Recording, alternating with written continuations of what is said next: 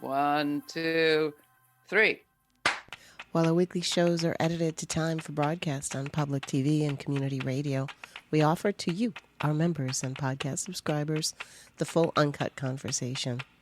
The following is from our episode centered on the film War Game that asks if we're ready for another January 6th insurrection. These audio exclusives are made possible thanks to our member supporters.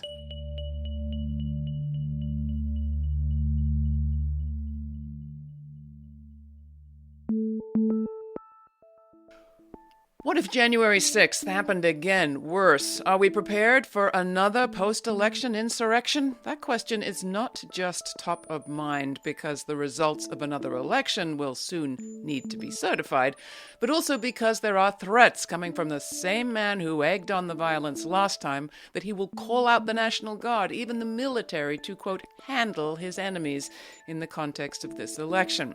There's also a Department of Homeland Security threat assessment that warns that domestic violent extremists pose a significant physical threat, especially if their preferred candidate loses. And finally, there's Trump's former chairman of the Joint Chiefs of Staff, retired Army General Mark Milley, who now calls him a, quote, total fascist, the most dangerous person to this country. Suffice to say, if we were poorly prepared last time, there is every reason to believe that we should be extra prepared now. And are we? A 2024 film takes up this question to chilling effect. It features an all-star cast of senior officials wargaming a scenario in which there is another insurrection. Here's a clip. All of us are here today because we are increasingly concerned by the rise of domestic extremism and radicalization in this country, specifically within the active duty military forces. I don't need to tell you that the alarms are flashing red. Most of you have at one point sworn under oath to protect and defend the Constitution. Today we'll examine a frightening scenario. What happens when those in uniform break that oath? I think what brought us all together is a need to be better prepared. And the exercise is Introduction to Coup Prevention 101. I'm a retired lieutenant general. I spent 37 years in the Army. I'm pretty adamantly nonpartisan. In fact, that was one of my conditions for participation, that it was not a partisan exercise, because this should not be about politics. This is about security. That was a clip from the film War Game. It featured former North Dakota Senator Heidi Heitkamp playing senior advisor to a newly elected president, retired U.S. Army Lieutenant General Jeffrey Buchanan playing a military commander, and one of today's guests, Janessa Goldbeck. Janessa is a Marine Corps veteran and the CEO of Vet Voice Foundation. She also produced the War Game that is at the center of the movie. And with us, the film's directors, Gerber and Jesse Moss, both of whom are award-winning filmmakers. Welcome, everybody. These are such hard times to be asking this question, but I'll ask anyway. How are you feeling about this election? What is top of your mind? Tony, let's start with you. Oh, I'm feeling so much anxiety, to be perfectly honest. Every waking minute, it's sort of like a weight that's on my shoulders. Having gone deep into this subject with this film has sort of gotten us out on the road. It's gotten us into red states and purple states. I'm a little bit siloed in Brooklyn, New York, and going to Milwaukee, Wisconsin last week with the film, I saw these MAGA attack ads for the first time, and they scared I won't say it on your air, but they scared the hell out of me. And you realize how siloed we are, right? And these attack ads also were just spewing paranoia and lies, but it's unchecked and it doesn't matter, right? And that's the really terrifying thing. And what about you, Jesse? I'm scared. Our film has been called a horror film and the scariest movie of the year. And it is scary. It looks at a scary prospect. Another insurrection, only worse. But there's some very hopeful things about it. Meeting Janessa and her organization and the role players in this exercise actually filled me with some optimism. And I think we all need that. Oh, well, we're into that. I want to hear more. But Janessa, coming to you. You're an Army, a Marine Corps veteran. You've been in scary places. How scared are you right here, right now? Well, I think all of the warning signs should scare every American who cares about democracy and the continuance of our experiment in representative democracy in this country. We have the leader of a major political party in this country and one of the two candidates for president of the United States who has signaled that they will not accept the election results if they are not in his favor, has put out a policy document in Project 2025 that outlines use of the active duty military to police the cities and states that are governed by political rivals, to use the active duty military to deport people who may be here illegally. Huge, massive breaks in what we as American citizens expect from our democratically elected leaders and the military and our military civil relations. So I'm very concerned about these trends towards this authoritarian style of governance in this country, and that people aren't necessarily taking it seriously or seriously as they should, which is one of the major reasons why we did this project in the first place. Well, let's talk about that. And sticking with you, Janessa, that Voice Foundation was behind this war game scenario. Can you talk about what brought it about and what you were hoping to achieve? Absolutely. Well, that Voice Foundation, first of all, is a 501c3 nonpartisan nonprofit organization. We represent about 1.5 million vets and military families across the country. And our mission is to elevate their voices in our democracy and ensure that issues impacting our community are being talked about at the highest levels of power. One of our chief concerns over the last few years has been the rise of domestic extremism here in the United States, and in particular, the fact that domestic extremist groups, particularly on the far right, have been targeting veterans and military family members for recruitment. Because veterans are one of the last groups in American society that have cross-partisan respect and appeal, our voices carry a lot of weight in our society. And so we've seen veterans and active duty military disproportionately represented in places like the January 6th insurrection in 2021, where 1 in 5 of the people who were charged in the insurrection were actually military veterans. That is vastly disproportionate to our share of American society. So we as an organization and as a community wanted to take a harder look at this problem. There was an op-ed written in the Washington Post by 3 retired generals that called out the issue of extremism in the active duty forces and called on the administration to do such a war game, a tabletop exercise to examine what would happen if we had another contested election in this country, but this time the losing candidate called on people in uniform to help them take power.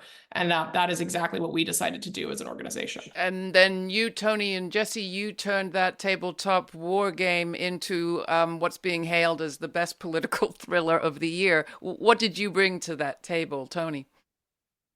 Well, we are observational documentarians. So, we didn't invent anything. The folks around the table, the scenarios, the emotions were all real. What we brought to it was some shaping, right? We also took 6 hours. The exercise itself was 6 hours long. Our film is 94 minutes. So, there was some real filmmaking that had to happen, but the goods were brought by these folks. They really went there. I mean, one of the things we did not know was how seriously will they take this exercise when there's cameras? Will they play to the camera? Will the camera freeze them up? And the cameras were nearly invisible, right? These are non-actors. We didn't cast them, right? It was chilling.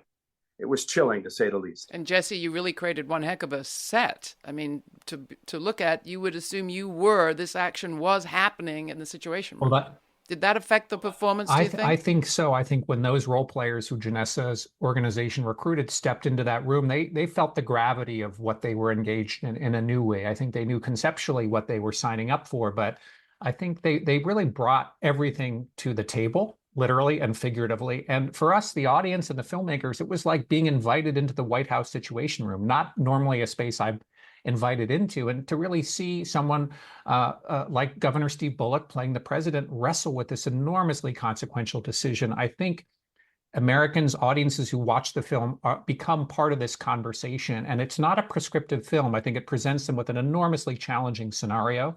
And I think it leaves them with a lot to talk about.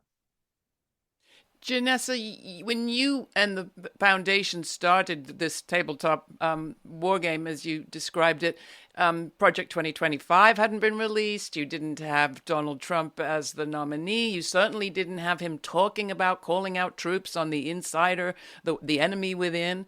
And yet you focused on the Insurrection Act. Can you, A, remind our audience what that is, and B, why did you focus there? Certainly. Well, the Insurrection Act is an authority that lays with the President of the United States to deploy the National Guard or the active duty military domestically. And in the past, it's been used principally to respond to things like natural disasters or hurricanes, but also to quell political violence, whether that is in Waco, Texas, or during the Rodney King demonstrations in Los Angeles. And so we've seen over the years this power and authority evolve. Over the years, certain checks and balances have been stripped out of it. So the decision whether or not to deploy it really rests with the executive and the executive alone. And we know that there are a lot of incredible groups out there in the protect and strengthening democracy space that are working, looking at some of the recommendations made in Project 2025 or by the far right to move towards a more authoritarian vision of America, place in both in the legislative and the judicial and in the executive branch. But what we really hadn't seen a lot of was a lot of attention being paid to the Insurrection Act in particular. And given our community of veterans and military families, we felt like this was a very strong and potentially dangerous power for the executive to have. And we wanted to invite Americans into the conversation about what it is, how it could be used, how it's been used in the past, and what to be on the alert for as the months progress and we head towards this next election and certification of the election. So that was very motivating to us. We really took the time to both look at how it's been used in the past and what the impact has been. And you see that coming to the table, folks like General Wes Clark, former Supreme Allied Commander of NATO, a 4-star general, folks like Senator Heidi Heitkamp and Senator Doug Jones, who have wrestled with some of these real issues in the real world in their decades of experience and are bringing that to bear in the conversations had in the film. And we should say that in the film and in the war game, the distinction is that some of the military are possibly siding with the insurrectionists. Right. And that didn't happen. I think it's really important to mention that, I'm a Marine veteran. I served as a combat engineer officer in the United States Marine Corps. We believe fundamentally that the vast majority of the military and veterans will do the right thing, that they have sworn an oath to protect and defend the Constitution. But we are very concerned when the Department of Homeland Security puts out a report. It puts out report after report that says we have a domestic extremism problem within the United States military. And so we thought, who better than to raise this issue up the flag to ensure people were demanding accountability from their elected officials and their leaders on what they're doing to address this problem. And that's why we felt so strongly that organizing this war game and this tabletop was the right thing to do. No, I strongly encourage people to see the film, and it is available for people to see around the country. There's the making of the film, there's the getting it reviewed, getting it attention, but you're using it in person at screenings in important places. And Tony and Jesse, I'd love you to talk about the screening that I think you recently had in Pennsylvania. Was it Reading, Tony? No, we were in Lehigh Valley, and Governor Josh Shapiro came out and joined us in a conversation about the film, and it was extraordinary, and the house was packed, and there were a lot of young people there. That was the thing that was so encouraging for me. I like to call the film a provocation for a conversation. In many ways, people see this film and they stick around the theater for an hour afterwards. Theater managers have to escort them out. So it's as if we as a nation had no idea that we needed to have this conversation, but there's a genuine need. And in a sense, when we come together in a screening room to see this movie, we are community, right? And there's something about the film that has the capacity to transcend political differences in the way that you have folks around the table of different political beliefs and different parties. The film has a capacity to bring people together in conversation. And that's something I feel very proud of. And I hope that even if people see it on streaming, and it's now available on Apple and on Amazon Prime, see it with other folks, talk about the film, engage in social media, leave posts, wait for responses, engage in conversation. Jesse, if you've been there for those screenings, are there any stories you want to share, questions you've been asked afterwards, or observations well, you've just made? to follow up on Tony, what the Insurrection Act is not a partisan issue. It's evergreen, really, regardless of the election outcome. I think it's something that more Americans need to understand, our relationship with the military and that civil military relationship that Janessa talked about. The film is also, it's a document of improvisational theater. You know, for us as storytellers and filmmakers, it's really exciting to film this event.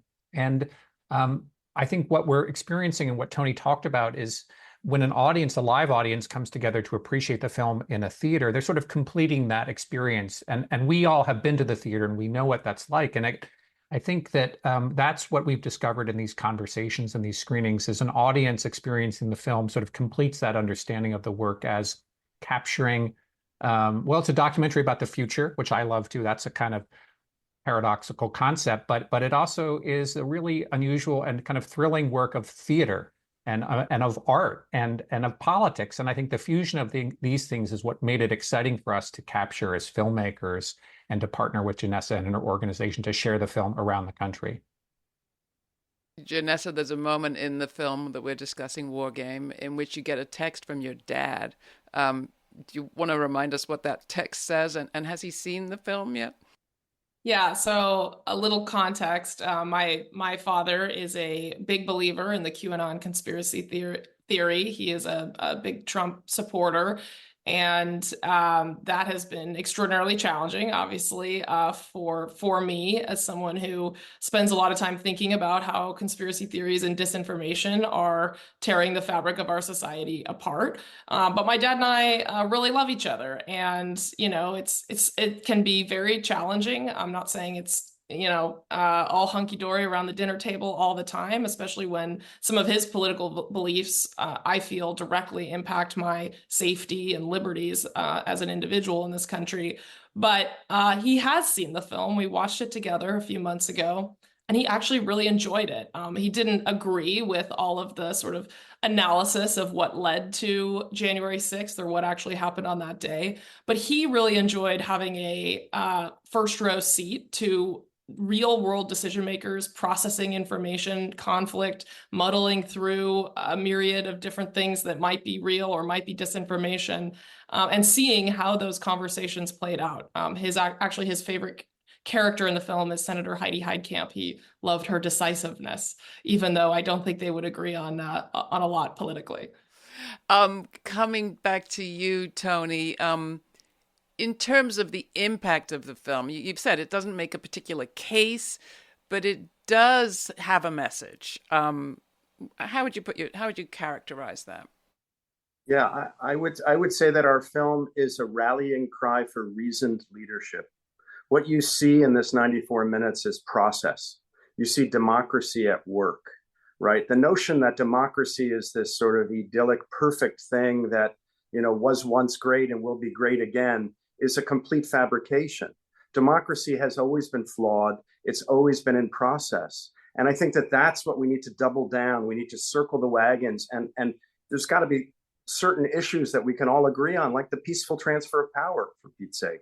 And so I think that that's one of the messages of the film. And the reason that some folks find it scary, because you see Steve Bullock as this very reasoned, measured president. He listens to all of his advisors. He doesn't jump to conclusions. He's not led by ego. He's not worried about how he's going to appear around the table, right?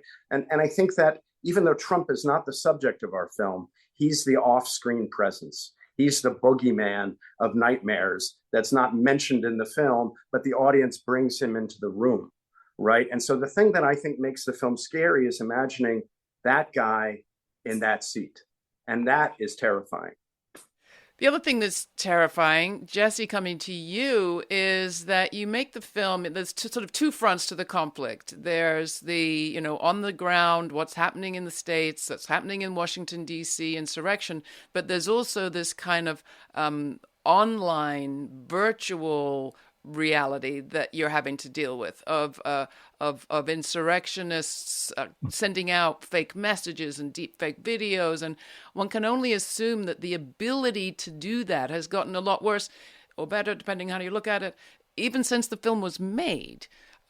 So how are you feeling about that today? Absolutely. That I don't want to spoil anything in the story in the film, but you do see that these opponents, the White House and the insurrectionist force in the film, are really playing with a different skill set. And certainly when it comes to using the online information space, we see misinformation, we see propaganda.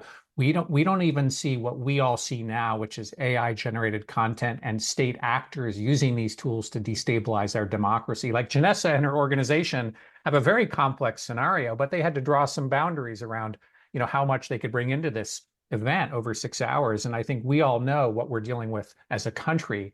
And we see that all of us have our work cut out for us if we are to wrestle these tools and ensure that our process, certainly the peaceful transfer of power and the potential for an insurrection, are not accelerated or fully destabilized by more misinformation, more propaganda on social media. And we do see the White House trying to sort of shut down some of these systems. It's kind of interesting to see, and we'll see what this election brings.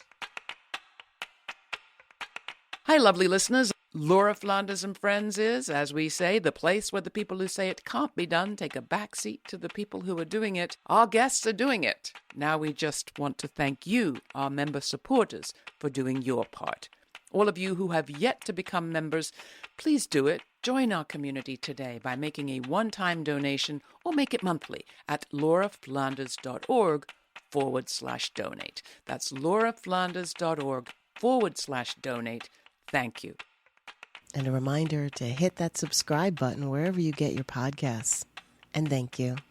Now back to our full uncut conversation from our episode centered on the film War Game that asks if we're ready for another January 6th insurrection. I mean, you play a sort of scary character, but Janessa, you also are the person saying, well, let's try this, let's try that, and you're watching everything happening. What would you throw at the players today that maybe you didn't have when the game was being played out? Yeah, I certainly think turning up the dial on the disinformation and just misinformation space, as Jesse mentioned, AI hadn't even really burst into the scene in the way it has now.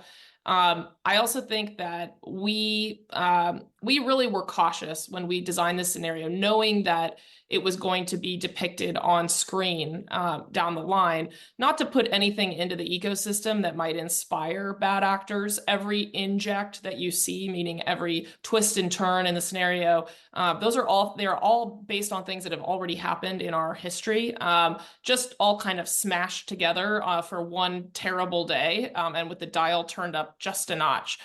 And I think when I sit here today, almost 2 years after we first conceptualized the project, I do think that the expectation is a little bit greater in my mind that we will have election denialism from elected officials across the country because folks have run on basically being able to control election procedural boards that typically were, box check, rubber stamps, but basically anywhere that they can try to find a way to insinuate legitimacy in the claim that the election was bogus.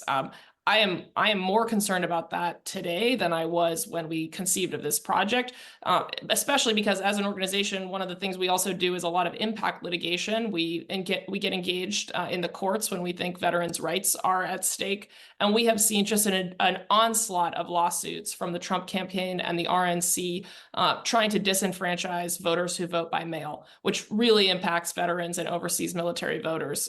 Just this week, the Trump campaign has filed a lawsuit in Pennsylvania challenging the authority of the state of Pennsylvania to count overseas military ballots that are cast by people serving in uniform in conflict zones in harm's way today. So, that's just an unprecedented assault on the rights of Americans to express their values and views at the ballot box. And I think a couple of years ago, I wouldn't have believed that we're in the place we're in now. Tony, anything you'd add? Yeah, I mean, it's terrifying. And the idea that candidate Trump considers himself, the great defender of the American people, yet he's trying to disenfranchise voting active duty military. I mean, people need to know that. They need the means to fact check on the fly, really. Janessa has this expression that I love regarding disinformation and misinformation. And that's, it's as if there's fentanyl in our drinking water. And if that were the case, the government would do something about it. And that's the state we're in. It's as if there's fentanyl in our drinking water. Doesn't sound good. But it does speak to this question of addiction. And I want to come back to you, Janessa. Addiction is just one of the challenges that the returning vets, actual real life returning vets like your colleagues, have struggled with. Also suicidal tendencies, suicidal depression, feeling that they were at a loss, that they aren't appreciated.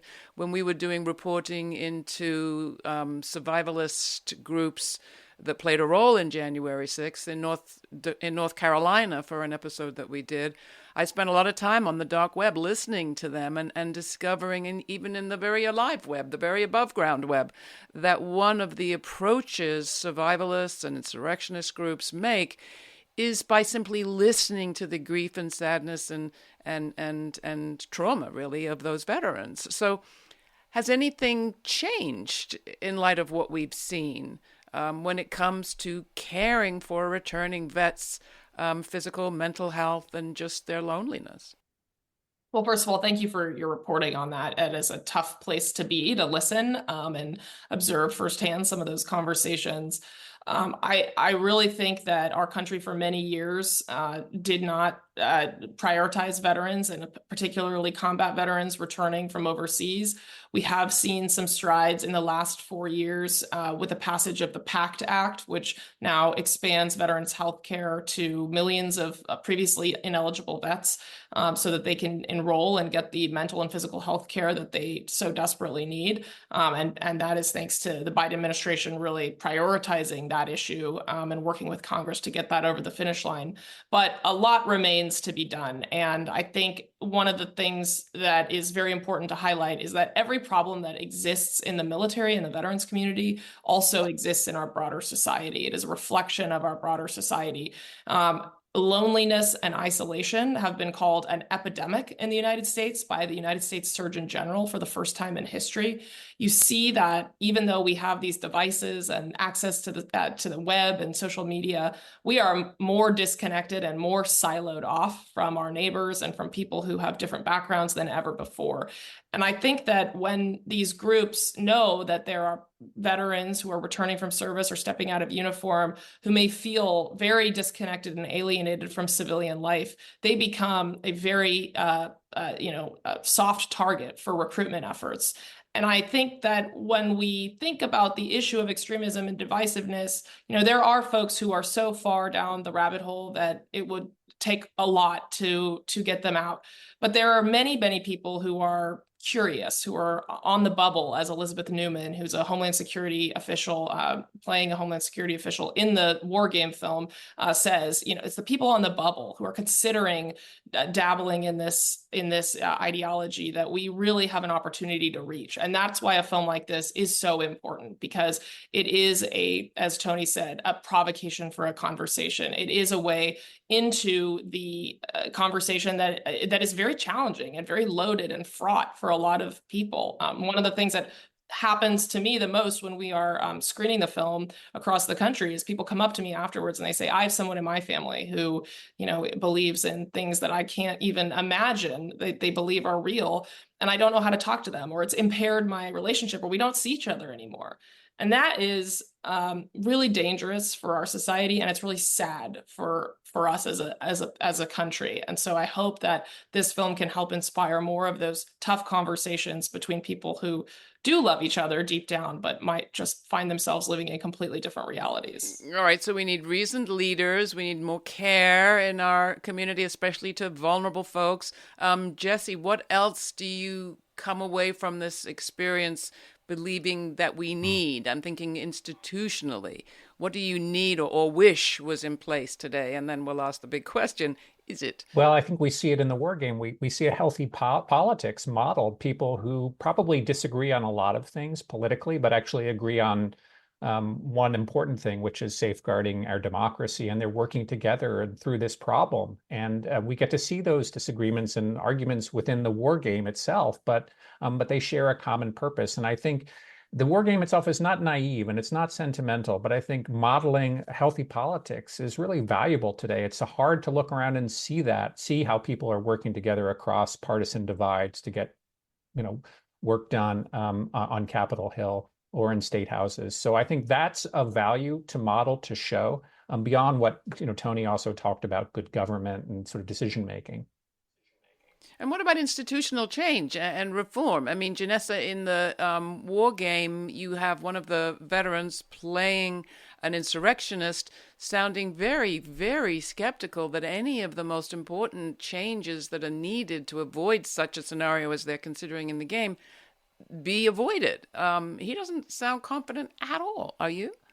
He's not, and neither am I, because right now this problem, we haven't even come to consensus politically that this is a problem. There have been several hearings in Congress addressing the issue of extremism in the military, where members of the right have stood up and said it's offensive to even suggest that there might be folks in uniform who subscribe to, accelerationist or destructionist ideology. And the reality is that we as veterans are looking at the facts. We see, the Department of Homeland Security is notoriously not a woke agency.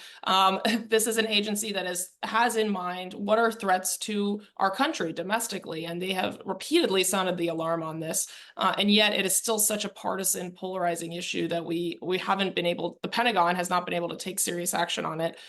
Additionally, we haven't seen real accountability for folks who have perpetuated these conspiracy theories, who have called for violence.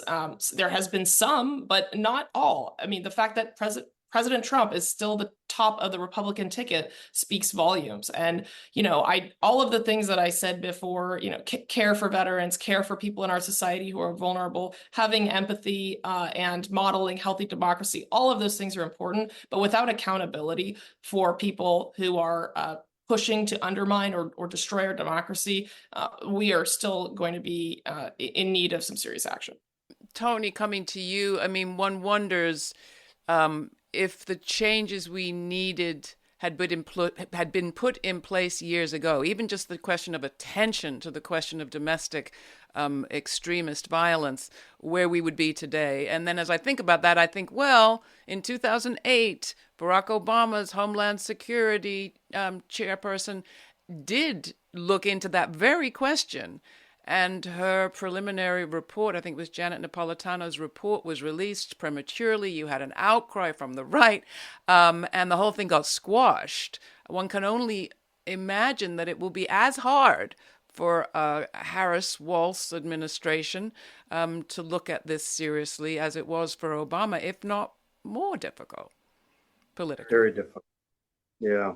I mean, we're at a point that we can't even agree on language, right? What do we call the insurrectionists? Are they political prisoners? Are they tourists? I mean, it's deeply upsetting.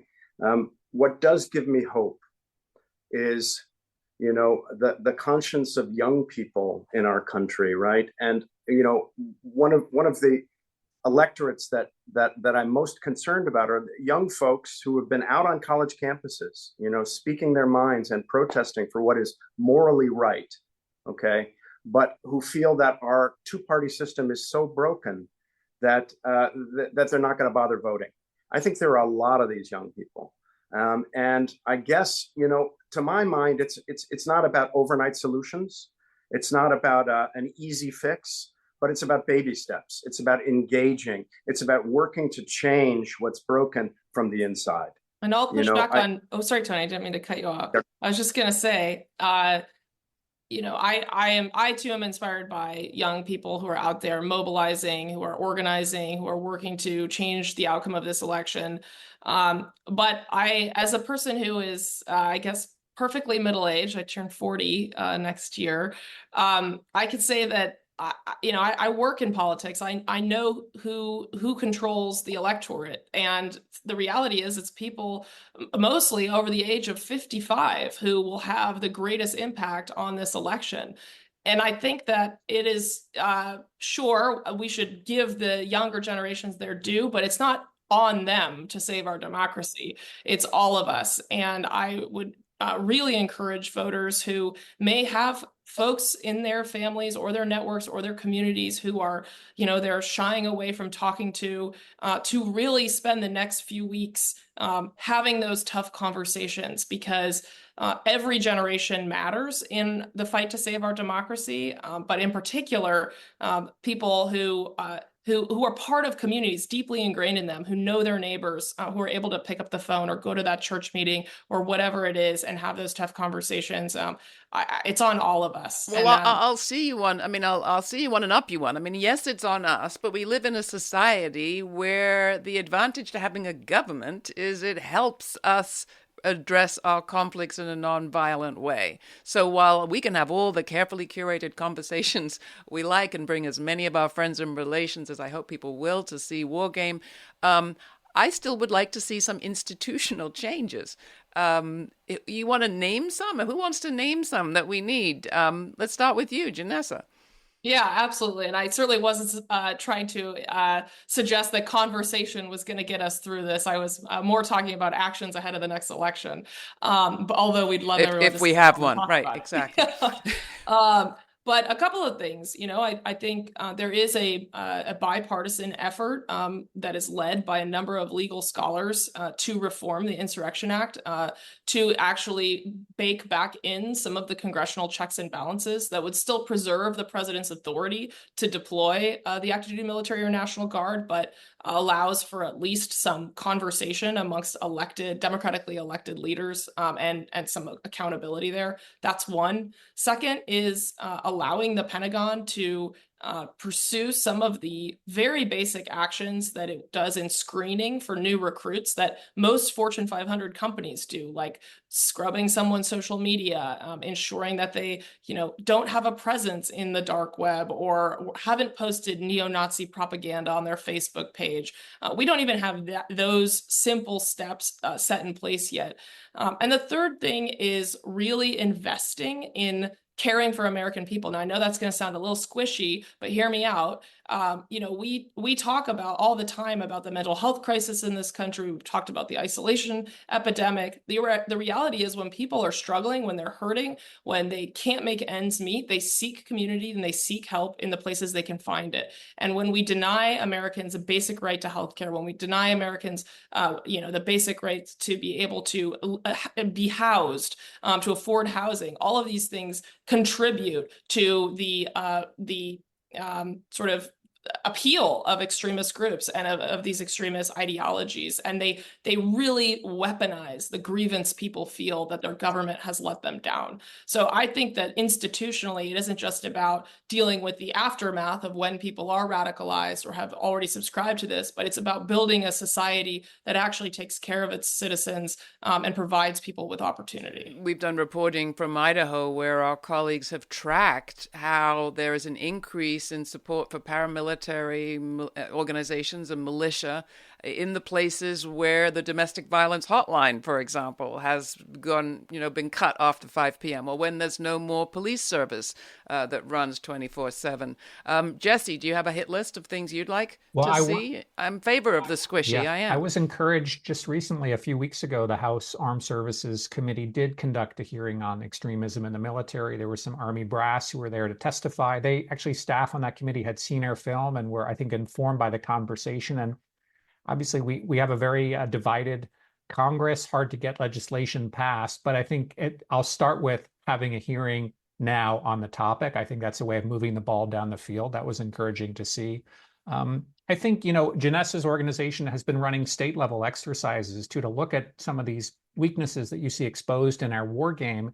And I think, and she mentioned these local election boards. And I think, we're talking about these governors and these senators who are around the White House Situation Room table in our film, but we know that democracy lives and dies at the local level too. And that's a place where you, an individual without much power, can actually, if you put your mind to it, you can build a little power and you can raise your voice. And those community meetings are places where our democracy will die or survive. And those are spaces that we can be active in and our voices will be heard. And voices not holding pitchforks and lit tapers, one hopes. Tony, we have a closing question that I ask everybody on the show, but I encourage you to elaborate as much and as long as you want, where we kind of consider how the future will talk about now. You said you were in the business of making documentaries of the future. What do you think will be the story that the future tells of this moment? Gosh. Wow, that's a good question. I think it's a singular moment, and what will the conversation be about this moment in time? Look, we haven't even mentioned what's happening to the planet. We haven't even mentioned the climate crisis, and I do think that is one of the greatest social justice issues of our day. And it all comes back to reasoned leadership, doesn't it? So I think everything, and the climate crisis, I think is right up there for me. But reasoned leadership is so critical, and I hope we find a way to dodge the bullet, to right the ship, to turn the Titanic before we crash into the iceberg. All the metaphors become all too real. Jesse, anything you'd add? What's the future? What's the story the future will tell? I think you have to be an eternal optimist to make documentary films, and certainly a film like this one, which was an enormous leap of faith for us.